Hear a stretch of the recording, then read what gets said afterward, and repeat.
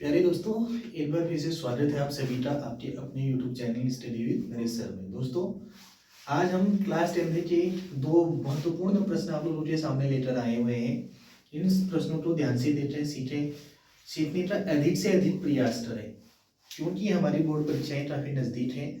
तो दोस्तों, पहला प्रश्न आप ध्यान से देखें। पहला प्रश्न क्या है? 7 सेंटीमीटर त्रिज्या के ठोस अर्धगोले का संपूर्ण पृष्ठीय क्षेत्रफल ज्ञात कीजिए। तो संपूर्ण पृष्ठीय क्षेत्रफल का मतलब समझने से पहले हमें अर्धगोला क्या होता है उसके बारे में समझना पड़ेगा। अर्धगोला इस टाइप की आकृति होती है और इसमें एक पृष्ठ ये भी होता है। ये अर्धगोला है, ठीक है दोस्तों। तो अर्धगोले में दो चीजें होती हैं। एक गोले का आधा भाग, ये वाला हिस्सा, और एक ये वाला हिस्सा। अर्धगोले में दो हिस्से हैं। तो अर्धगोले का जब हम संपूर्ण पृष्ठीय क्षेत्रफल निकालेंगे तो एक बात का ध्यान रखना पड़ेगा हमें। सबसे पहले हमें क्या दिया है? हमें दिया है अर्धगोले की त्रिज्या। अर्धगोले की त्रिज्या जो हम दिखाएंगे आर से। आर जो है वो है 7 सेंटीमीटर। ये प्रश्न ने दिया है हमें। अर्धगोले की जो त्रिज्या है दोस्तों वो 7 सेंटीमीटर है। अर्धगोले की त्रिज्या है 7 सेंटीमीटर त्रिज्या हमारे पास है। अब हम आते हैं अर्धगोले के संपूर्ण पृष्ठीय क्षेत्रफल में। तब अर्धगोले का संपूर्ण पृष्ठीय क्षेत्रफल, अर्धगोले का संपूर्ण पृष्ठीय क्षेत्रफल। तो दोस्तों, अर्धगोले का जो संपूर्ण पृष्ठीय क्षेत्रफल होता है उसके लिए दो बातों का ध्यान रखना है। एक तो इस वाले हिस्से का क्षेत्रफल निकालना है हमें। ये जो हिस्सा हमें दिखाई दे रहा है इसका क्षेत्रफल, इसका क्षेत्रफल गोले के क्षेत्रफल का आधा होगा। गोले का क्षेत्रफल 4 पाई आर स्क्वायर होता है। 4 पाई आर स्क्वायर, इसको 2 से डिवाइड कर देंगे तो अर्धगोले का कितना जाएगा? आधे गोले का। तो जो होगा हमारे पास 2 पाई आर स्क्वायर। एक चीज तो ये है। उसके बाद इसमें जो ये वलय जैसा भाग दिखाई दे रहा है, इस वलय जैसे भाग का भी हमें निकालना पड़ेगा क्षेत्रफल। और वलय का क्षेत्रफल होता है पाई आर स्क्वायर ऐसे। तो 2 पाई आर स्क्वायर में 8 पाई आर स्क्वायर जोड़ देंगे तो हमें मिलेगा 3 पाई आर स्क्वायर ऐसे। तो दोस्तों, इस प्रकार से हमें अर्धगोले के संपूर्ण पृष्ठीय क्षेत्रफल का सूत्र प्राप्त होता है, जो कि 3 पाई आर स्क्वायर होता है। तो इसको हम कैसे सॉल्व कर सकते हैं? 3 पाई का मान रख देते हैं 22/7 और हमें त्रिज्या दे रखी है, त्रिज्या दी है 7 सेंटीमीटर। तो ये जो आर है इसकी वैल्यू है 7 सेंटीमीटर। इसका स्क्वायर कर देना है ऐसे। तो ये बनेगा 3 गुणा 22/7। 7 का स्क्वायर है तो हम इसको 7 गुणा 7 लिख सकते हैं। तो 7 से 7 कैंसिल कर देते हैं तो 3 गुणा 22 गुणा 7 ये बच जाता है हमारे पास। 3 और 22 को गुणा करेंगे तो 22 3 66 होते हैं गुणा 7। 7 से गुणा कर देंगे 7 6 42 का 2 हासिल 4, वापस 7 6 42, 42 में 4 जोड़ देंगे तो 46। इतना वर्ग सेंटीमीटर जो है इस अर्धगोले का संपूर्ण पृष्ठीय क्षेत्रफल हमें प्राप्त हो जाएगा। तो एक बात का इसमें विशेष ध्यान देना है, हमें केवल अर्धगोले की त्रिज्या दे रखी थी। अर्धगोले की जो त्रिज्या है वो यहाँ से लेकर यहाँ तक हो सकती है, जो 7 सेंटीमीटर है। और ये भी अर्धगोले की त्रिज्या है, ये भी 7 सेंटीमीटर है। तो इस चीज का ध्यान रखिए, हम इस प्रश्न को इस प्रकार से सॉल्व कर सकते हैं। अब आते हैं दूसरे प्रश्न में। दोस्तों, दूसरा प्रश्न क्या है? एक बॉक्स है जो 120 सेंटीमीटर लंबा है, 40 सेंटीमीटर चौड़ा है और 30 सेंटीमीटर ऊंचा है। तो बॉक्स की लंबाई, चौड़ाई और ऊंचाई दे रखी है, जो कि असमान है, मतलब अलग अलग है। लंबाई अलग है, चौड़ाई अलग है और ऊंचाई अलग है। तो जिस बॉक्स की लंबाई, चौड़ाई और ऊंचाई अलग अलग होती है उस बॉक्स का आकार घनाभ के समान होता है, यानी वो क्यूबोइडल होते हैं। तो दोस्तों हमें दिया है, इसका मतलब हमें दी है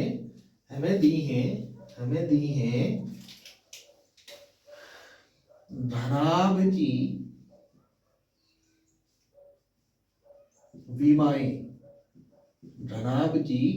विमाएं, और विमाओं में तीन चीजें आएंगी।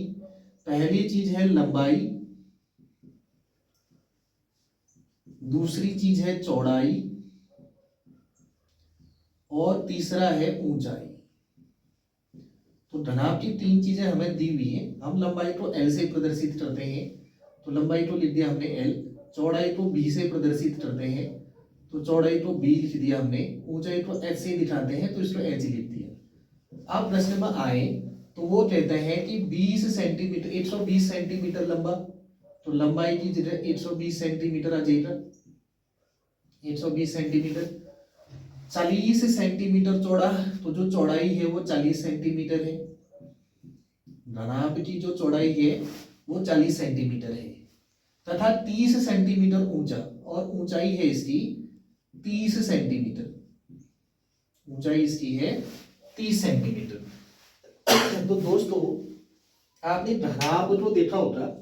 धनाभ किस टाइप का होता है? इस टाइप का होता है, आयताकार। इस प्रकार का होता है धनाभ। इस प्रकार से हम धनाभ को बना सकते हैं। इस प्रकार की जो आकृति होती है, इस प्रकार की जो आकृति होती है, ये धनाभ है। तो दोस्तों धनाभ किस टाइप का होता है, ठीक है। अब इस धनाभ में हमसे क्या पूछा जा रहा है, इसमें अधिकतम कितनी लंबी छड़ को रख सकते हैं। अगर दोस्तों हम छड़ को इस प्रकार से रखेंगे तो वो लंबाई के बराबर होगा, ठीक है। अगर छड़ को ऐसे रखें तो वो चौड़ाई के बराबर होगा। अगर छड़ को ऐसे रखें वो ऊंचाई के बराबर होगा, ठीक है दोस्तों। परंतु अगर छड़ को ऐसे रख दें, इस प्रकार से छड़, आपने देखा होगा ये जो मेरे हाथ में मार्कर है, ऐसे में मार्कर लंबाई से ज्यादा आ रहा है, ऐसे में मार्कर चौड़ाई से ज्यादा आ रहा है, और ऐसे में मार्कर जो है वो ऊंचाई से ज्यादा आ रहा है। परंतु जब मैं इसको ऐसे तिरछा रख रहा हूं तो मार्कर जो है बिल्कुल फिक्स आ रहा है, इसी के बराबर आ जा रहा है। मतलब मार्कर की जो अधिकतम ऊंचाई है वो ऐसे रखने पर समा जा रही है इसके भीतर। ठीक है प्यारे दोस्तों। तो ये वाली जो दूरी होती है धनाभ में, इस दूरी को बोलते हैं धनाभ का विकर्ण। क्या बोलते हैं दोस्तों? धनाभ का विकर्ण। तब छड़ की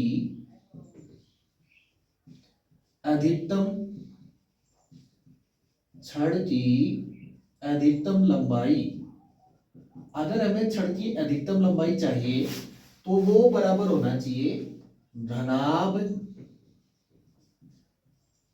का विकर्ण के बराबर। तो दोस्तों जो छड़ की अधिकतम लंबाई होगी वो धनाभ के विकर्ण के बराबर होगी। और धनाभ का जो विकर्ण होता है वो होता है √L² plus B² plus H²। L² B² plus H², मतलब धनाभ की लंबाई का स्क्वायर प्लस धनाभ की चौड़ाई का स्क्वायर प्लस धनाभ की ऊंचाई का स्क्वायर। और ये सारी चीजें हैं हमारे पास। लंबाई जो है वो 120 है, तो 120 का स्क्वायर प्लस B 40 है तो 40 का स्क्वायर प्लस H 30 है तो 30 का स्क्वायर। तो दोस्तों ये जो सामने दिखाई दे रहा है ये है धनाभ का विकर्ण।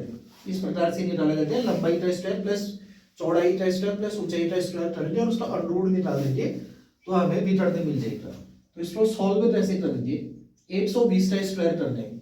120 का स्क्वायर कैसे करेंगे? पहले 12 का स्क्वायर कर लेंगे। 12 का वर्ग 144 होता है और 8 शून्य का वर्ग 2 शून्य हो जाएगा ऐसे। तो ये है हमारे पास 120 का वर्ग, 40 का वर्ग 4 का वर्ग 16, 8 शून्य का वर्ग 2 शून्य, ऐसे ही 3 का वर्ग होता है 9, 8 शून्य का वर्ग 2 शून्य, आप इन सबको जोड़ देते हैं। जोड़ने पर क्या मिलेगा, 2 शून्य इसके पास भी हैं, इसके पास भी हैं, इसके पास भी हैं, तो हमें सबसे पहले 2 शून्य लिख देने हैं। सबके 2 शून्य हमने उतार दिए नीचे।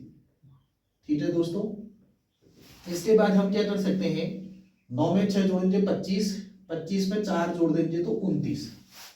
फिर से एक बार 9 6 15, 15 4 19 हासिल 8, 8 में 4 जोड़ेंगे 5, 8 हासिल आया था 6, 8 ऐसी तो ऐसा। फिर से एक बार हमने क्या किया, 8 में 4 जोड़ा 5, 8 हासिल था हमारे पास 6, 8 ऐसी तो ऐसा। तो दोस्तों जब मैं इसमें से स्क्वायर रूट हटाता हूं तो मुझे क्या मिलता है, वापस मुझे क्या करना है, जैसे मैं 144 को वापस वर्ग बनाऊंगा तो मुझे 12 मिलेगा, 16 को बनाऊंगा तो 4 मिलेगा, ऐसी 169 को बनाऊंगा 169, तो ये बाहर आके बन जाएगा 13, क्योंकि 169 13 का वर्ग होते हैं।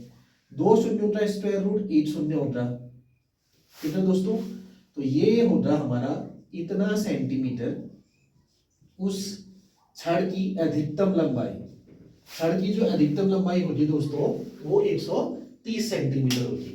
तो इस प्रकार से ये 2 प्रश्न थे जो आपकी बोर्ड परीक्षा में पूछे गए हैं प्रीवियस ईयर में। तो ऐसी और सारे प्रश्नों को देखने के लिए, सीखने के लिए आप चैनल के साथ बने रहें। अधिक से अधिक अपने दोस्तों के साथ शेयर करें। ठीक है दोस्तों, और कमेंट करें। Thank you.